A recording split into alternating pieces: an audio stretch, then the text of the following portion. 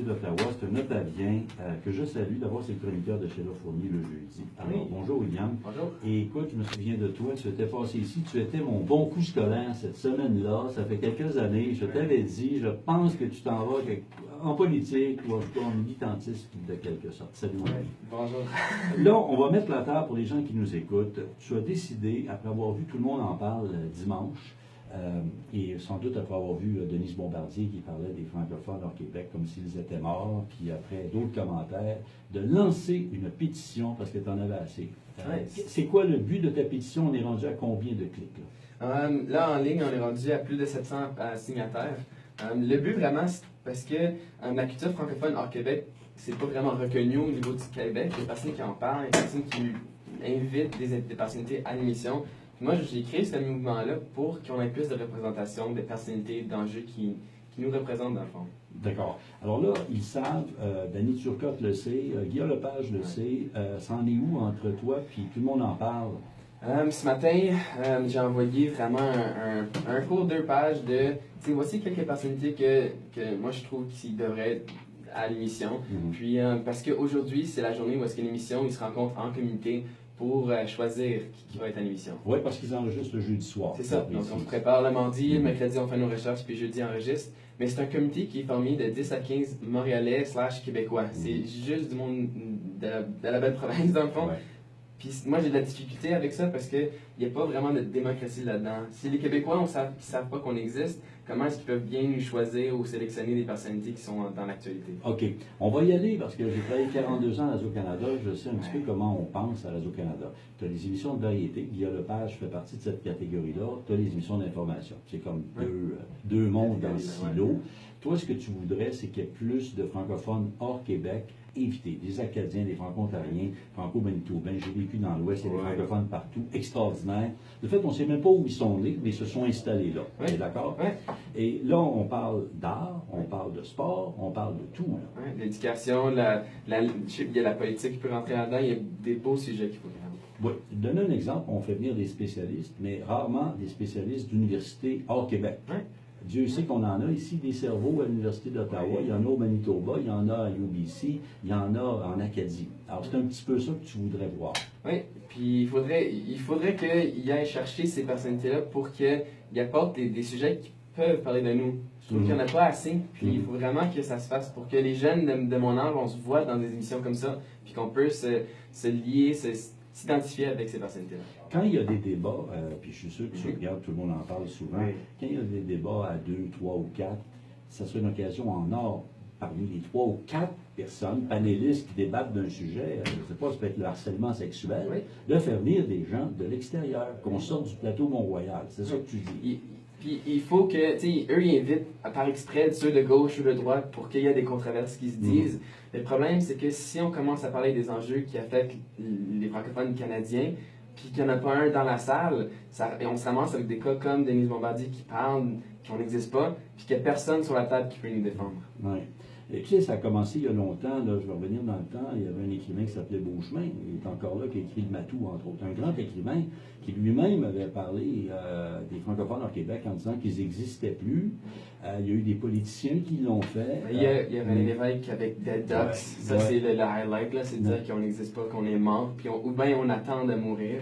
Oui.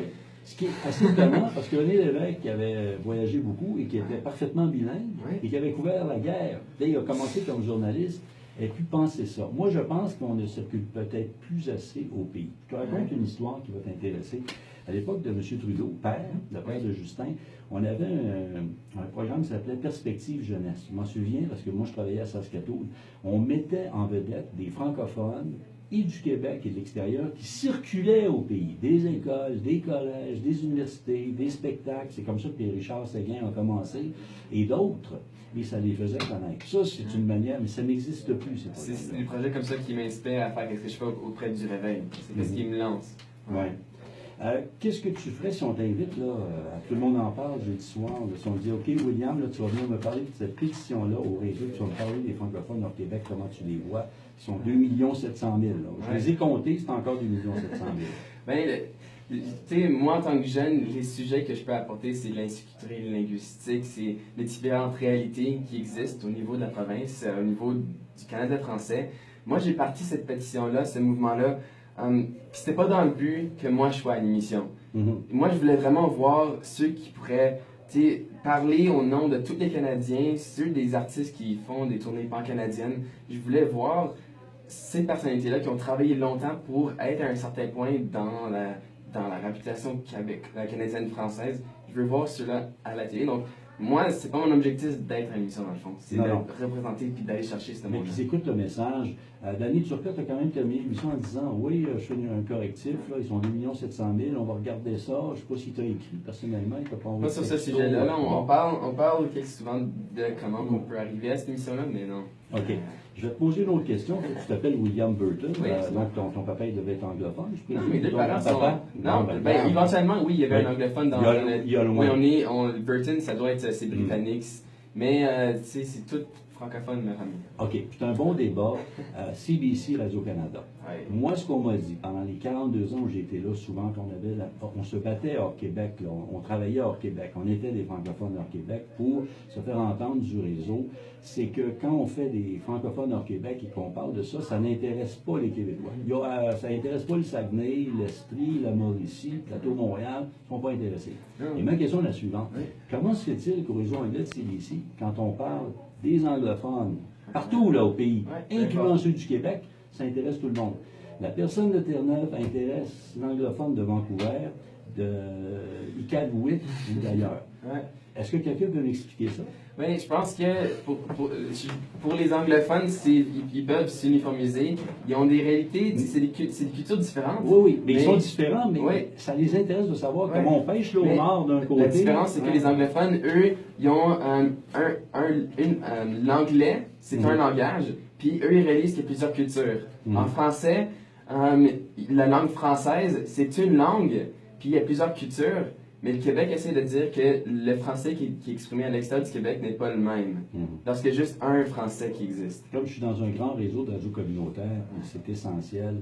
Est-ce que tu as l'intention d'envoyer ta pétition à la présidente de Radio-Canada? Il faut que le conseil d'administration de Radio-Canada applique le mandat de Radio-Canada. Oui, je suis allé chercher, j'ai envoyé une lettre avec plusieurs consignataires pour aller chercher ces grandes personnalités-là.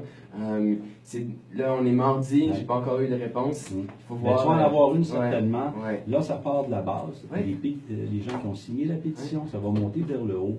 Je pense que ça va redescendre à un certain niveau. Je le sens, mon ami. Oui, c'est intéressant aussi parce qu'ici, Ontario, ici, Manitoba, ici, toutes les provinces extérieures au niveau Radio-Canada sont en train de le partager.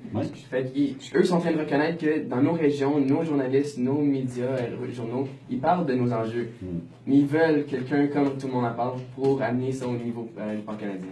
Je vais terminer avec un exemple. Par exemple, que ce soit en Ontario ou ailleurs, on va produire de magnifiques documentaires ou d'émissions spéciales, ou surtout des concours de chansons. OK? Ça se fait dans l'Ouest, ça se fait en Acadie. On le produit, on le présente localement, mais ça ne passe pas au Québec. Ça ne passe pas aux heures de pointe. En disant, il n'y a personne qui va écouter ça. Fait qu'on fait la production, mais ça ne passe pas aux heures de pointe au Québec. Le contraire est loin d'être vrai. On peut terminer là-dessus. Ça m'a fait du bien aussi à 16h46. C'est comme toi, ma passion, que les francophones à Québec aient une place solide, parce que tout le monde paye des taxes. Ça fait partie même, je dirais, du mandat même et des subventions publiques. Oui, mais quand on cherche pour des jeunes qui s'impliquent, qui rêvent grand, c'est des modèles comme toi, Michel Picard, qui nous alimentent. Donc, merci. Puis je suis fier d'avoir travaillé à Radio-Canada. Puis je sais qu'à l'interne, il y a des gens qui travaillent en pensant comme toi, William. Puis il ne faut pas qu'ils lâchent. Il ne faut pas qu'ils lâchent contre les, je dirais, d'autres personnes qui ne pensent pas la même chose. Je m'arrête ici, je ne parle pas contre les autres. OK. William Burton, donc, pétition. Pour la retrouver, pour les gens qui veulent la signer, William. Oui, sur Facebook, réveil.franco, c'est comment qu'on peut nous trouver. Le Réveil, c'est l'entreprise. Donc, ça se fait en cliquant sur le bouton s'inscrire. Carrément sur Facebook, c'est aussi facile que ça. William, merci d'être venu en studio.